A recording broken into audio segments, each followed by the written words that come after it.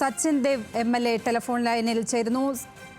സച്ചിൻ ദേവ്, എന്താണ് ഈ രക്ഷാപ്രവർത്തനം സംബന്ധിച്ച് നമുക്കിപ്പോൾ അറിയാൻ കഴിയുന്ന വിവരങ്ങൾ? എപ്പോഴേക്കും അർജുനെ ആ അകത്ത് നിന്ന് പുറത്തെടുക്കാൻ കഴിയുമെന്നാണ് നമുക്കറിയാൻ കഴിയുന്ന വിവരങ്ങൾ? ഇപ്പോൾ ഈ രക്ഷാപ്രവർത്തനം നടക്കുന്ന അപകടം നടന്ന സ്ഥലത്തുണ്ട്. ഇവിടെ ഇപ്പോൾ ശക്തിയായ നിലയിൽ മഴയും പ്രതികൂലമായ കാലാവസ്ഥയുമുണ്ട്. ആ പ്രതികൂലമായ കാലാവസ്ഥയുടെ സാഹചര്യത്തിലാണ് രക്ഷാപ്രവർത്തന ദൗത്യം ഇപ്പോൾ ഇവിടെ നിർവഹിക്കപ്പെട്ടുകൊണ്ടിരിക്കുന്നത്. 3 ഹിറ്റാച്ചുകളും അതോടൊപ്പം തന്നെ ബൂം ലെങ്ത് ക്രെയിൻ സംവിധാനം ഉപയോഗപ്പെടുത്തി മണ്ണിടിഞ്ഞ് വീണ പുഴയിലേക്കുള്ള ഭാഗം, ആ ഭാഗത്തെ മണ്ണ് നീക്കം ചെയ്ത് പുഴയ്ക്കടിയിലേക്ക് ഏതെങ്കിലും നിലയിൽ വാഹനം മണ്ണ് മൂടിക്കിടക്കുന്നുണ്ടോ എന്ന് പരിശോധിക്കുന്ന നടപടിയാണ് ഇപ്പോൾ ഇവിടെ നടന്നുകൊണ്ടിരിക്കുന്നത്.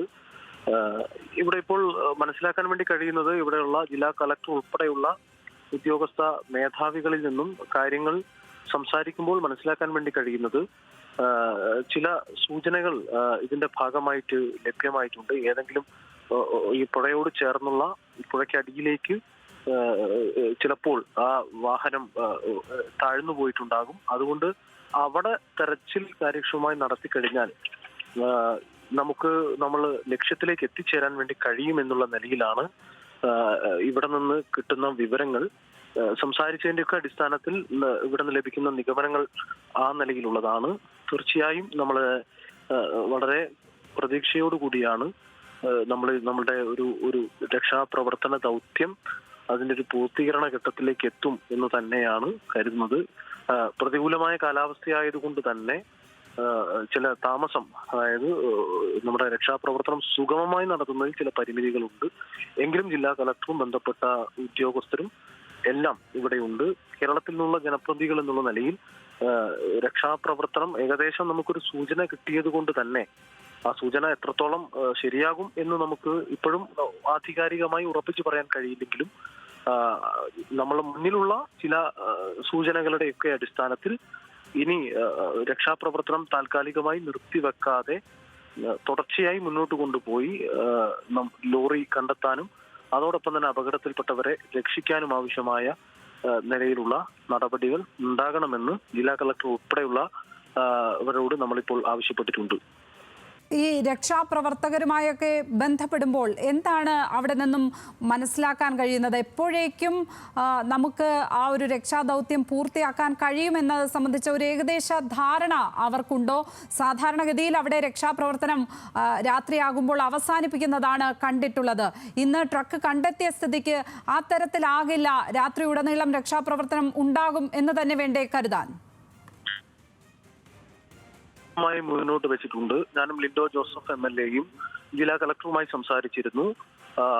താൽക്കാലികമായി നിർത്തിവെക്കുന്ന രീതി മാറി ഇപ്പോൾ ഏകദേശം നമുക്ക് പൂർണ്ണമായി എത്തിച്ചേരാൻ കഴിയാകുന്ന ഒരു നിഗമനത്തിന്റെ എല്ലാം അടിസ്ഥാനത്തിൽ, സൂചനകളുടെ എല്ലാം അടിസ്ഥാനത്തിൽ രക്ഷാപ്രവർത്തനം ഇടവേളകളില്ലാതെ തുടരാൻ സാധ്യമാവണം എന്ന അഭിപ്രായവും നിർദ്ദേശവും ഞങ്ങൾ മുന്നോട്ട് വെച്ചിട്ടുണ്ട്. അത് തീരുമാനിക്കേണ്ടത് ജില്ലാ ഭരണകൂടവും കർണാടക ഗവൺമെന്റുമായി ബന്ധപ്പെട്ടവരാണ്. ആ കാര്യങ്ങൾ അവർ ആ നിലയിൽ തന്നെ ഏറ്റെടുക്കുമെന്ന് തന്നെയാണ് ഞങ്ങൾ പ്രതീക്ഷിക്കുന്നത്. നമുക്ക് തീർച്ചയായും നമ്മളെ സംബന്ധിച്ച് വളരെ നമ്മുടെ ഒരു ലക്ഷ്യത്തിലേക്ക് എത്തും എന്നുള്ള ഒരു പ്രതീക്ഷ തന്നെ ഇപ്പോഴും നമ്മൾ കൈവിടാതെ മുറുകെ പിടിക്കുന്നുണ്ട്. സച്ചിൻ, ആ പ്രദേശത്തെത്തുമ്പോൾ എന്താണ് മനസ്സിലാകുന്നത്? അവിടുത്തെ കാലാവസ്ഥ, ഒപ്പം രക്ഷാപ്രവർത്തനങ്ങൾ സംബന്ധിച്ച് കഴിഞ്ഞ ദിവസങ്ങളിലെല്ലാം വലിയ പരാതികൾ ഉണ്ടായിരുന്നു. ഇന്ന് അവിടെ നിന്നും പുറത്തു വരുന്ന വാർത്തകൾ ഇന്ന് ഏകോപനത്തോടെയുള്ള, ഊർജിതത്തോടെയുള്ള ഒരു രക്ഷാപ്രവർത്തനം അവിടെ ഉണ്ടായി എന്നുള്ളതാണ്. താങ്കൾക്ക് എന്താണ് മനസ്സിലാകുന്നത്? ദിവസം പൂർണ്ണമായി, ഇന്നും കഴിഞ്ഞ ദിവസങ്ങളിൽ പൂർണ്ണമായി ഞാനിവിടെ ഉണ്ട്. അപ്പോ തീർച്ചയായും ഇന്നലെ നേരിട്ട് ജില്ലാ കളക്ടറുടെ ഓഫീസിൽ പോയി, ജില്ലാ ആസ്ഥാനത്ത് പോയി ജില്ലാ കളക്ടറുമായി നേരിട്ട് സംസാരിച്ചിരുന്നു. അപ്പം അവർ വളരെ നല്ല നിലയിൽ ആ കാര്യങ്ങളെല്ലാം ഏറ്റെടുത്ത് ചെയ്യാനുള്ള ശ്രമം നടത്തുന്നുണ്ട്. ഇപ്പോൾ നമ്മുടെ മുന്നിൽ അർജുനെ രക്ഷപ്പെടുത്തുക, അർജുൻ വാഹനം നമുക്ക് കണ്ടെത്തുക, ഈ കാര്യങ്ങളൊക്കെയാണ് നമ്മുടെ മുന്നിലുള്ളത്. അപകടത്തിൽപ്പെട്ടവരുടെ ജീവൻ രക്ഷിക്കാൻ കഴിയുമെങ്കിൽ തീർച്ചയായും അത് തന്നെയാണ് നമ്മുടെ മുന്നിലുള്ള ഒരു പ്രധാനപ്പെട്ട ലക്ഷ്യം. അതിനു വേണ്ടിയുള്ള പരിശ്രമമാണ് ഇപ്പോഴും നമ്മൾ നടത്തിക്കൊണ്ടിരിക്കുന്നത്.